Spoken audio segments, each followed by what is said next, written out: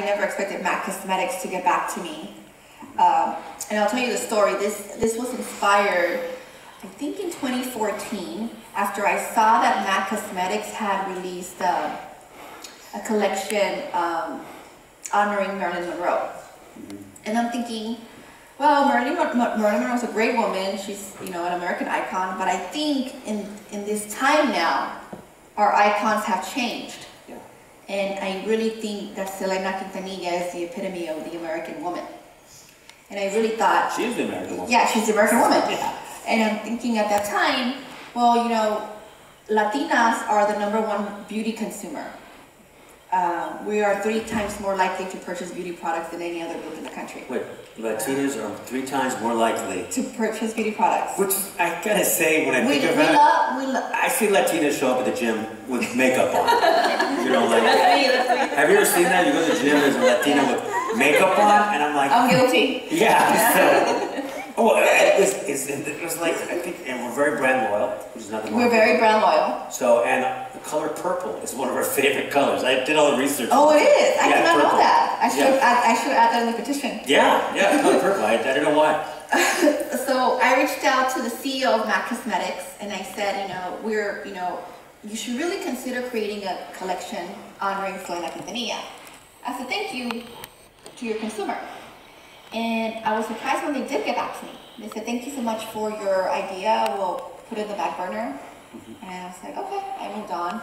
But I don't know why a few years later, like, the idea was still itching inside me. And I tried to create a hashtag on Twitter to try to make it go viral. Yeah. Didn't work. So then a few months later, I see a Photoshop image of a Selena signature on a MAC lipstick online. And I'm thinking, oh my God, MAC is already creating the collection. So I Googled more information. I didn't find anything. It turns out that the Photoshop image was created by someone else with the same idea that MAC should create this. Yeah. And that's when I said, you know what? I'm going to email the CEO again and say to him, you need to do this. Yeah. And I did. He didn't reply back. So I said, you know what? I'm going to do a petition. See what happens. And it was the night before my son's birthday party. And instead of me stuffing the piñata, they're creating petitions. So I created a petition and I left it alone. I went to my son's birthday party. We had his little party. I came home and I see 5,000 signatures. And I was like, whoa. 5,000 signatures? Like in like a few hours. Wow. And I'm like, whoa. And then the next day was 10,000. And I was like, whoa, and then everyone starts calling me, and I'm like, no, this is not about me. And then MAC Cosmetics calls me, and they're like, okay, we get it. How do we do this? And I said, well, I think you need to call the family. And they're like, well, how do we get a hold of the family? And I said, well, hold on. So I Googled the family's phone number, and I said, here is the phone number. Why don't you call them? And like, so the phone book in Texas says Selena's family. Yeah, pretty much. And I said, you know what? Let me call them.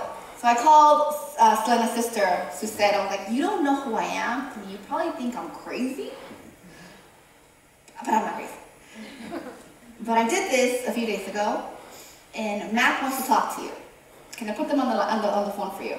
And she's like, okay. So then I'm like, okay guys, you guys are connected. I'll see you guys later.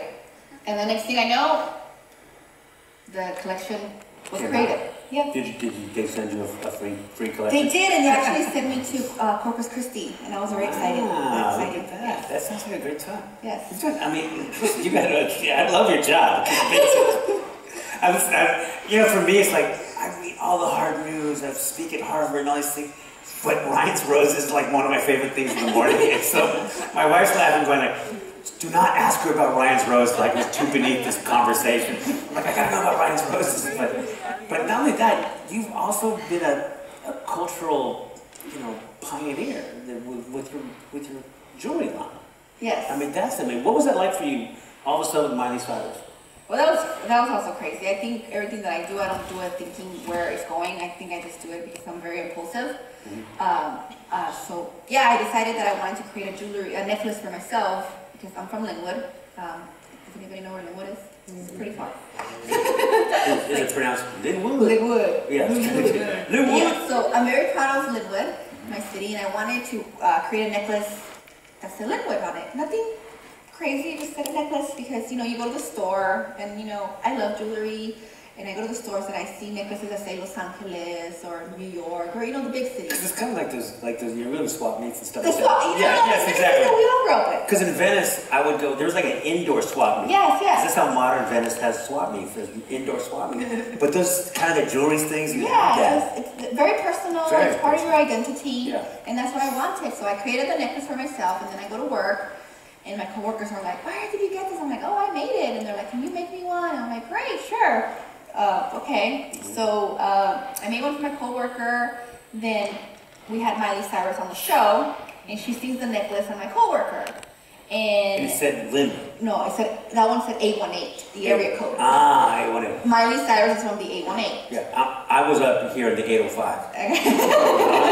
I was on the Rico Mambo show, so I get a call from the 805. Like, hey, it's the 805. I should make you a necklace. Yeah, because Rico Mambo is like, yeah, we represent the 805. So yes.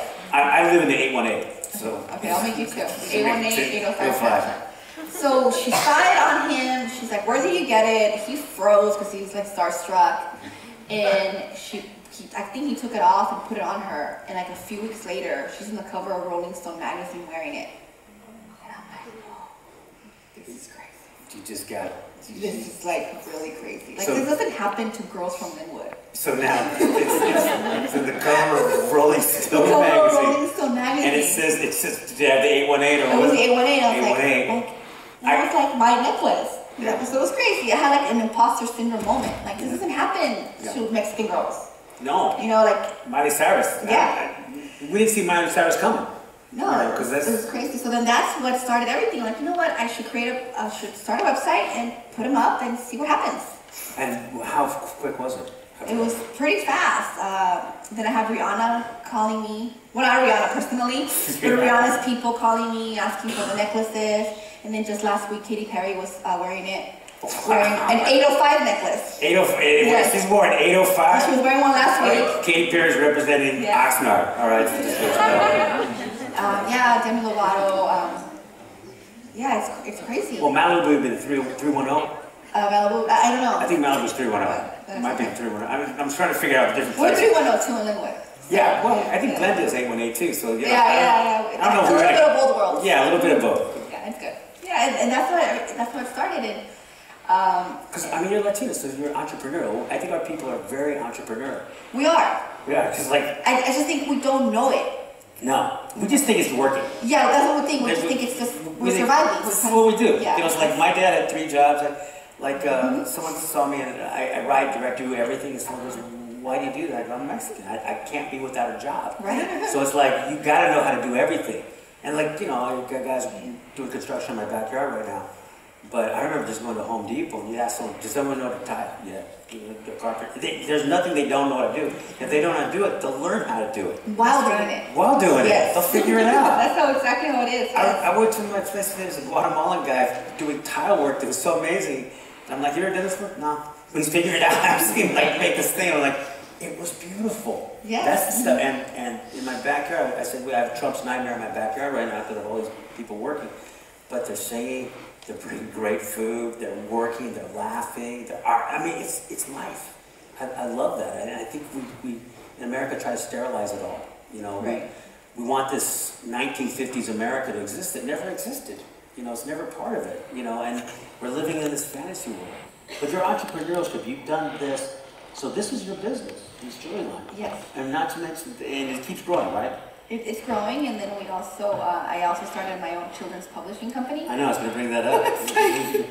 Children's publishing. Now, I think I tried to apply to your company. I think I sent an email. You did? Yeah, I did. I had a book, a children's book, and I applied to the company. I'm going to have to search your name. I didn't get an email. I did. I never got. I didn't hear anything back. But sorry? Yeah, it was a book I wrote when I was in first grade. And it's an actual book, and it changed my life. What happened was, as a kid, just surprisingly, I was flunked as a kid. I had dyslexia. I was actually considered, slow. That's what they called me back in those days. And so they flunked me in school. The thing is, I didn't talk because Mexican-American kids are very polite. Right. So I wasn't speaking all the time, and all the other kids are yelling and speaking. I was being just very quiet. And one teacher asked, had been flunked and everyone said he was slow, she started talking to me and she goes, he's not slow, he's really smart. And she goes, why aren't you talking? I go, I have nothing to say. I go, I'll talk when I have something to say. She goes, well, why don't you tell me a story? So I told her I'd make up stories, and she'd make these little books for me out of cardboard and paper, and she'd wax paper, and she'd iron it, and we'd make a book. I'd be like, I can make a book. So I told her a story. The story was called The Colored Boy. It's about a boy that grew up in a little town where I was, La Mesa, and he sees his world, and he goes around, but he's not really welcome, he's not sure about anything. And he meets a boy, there's all these different colors, and he can't figure out every different color in the world.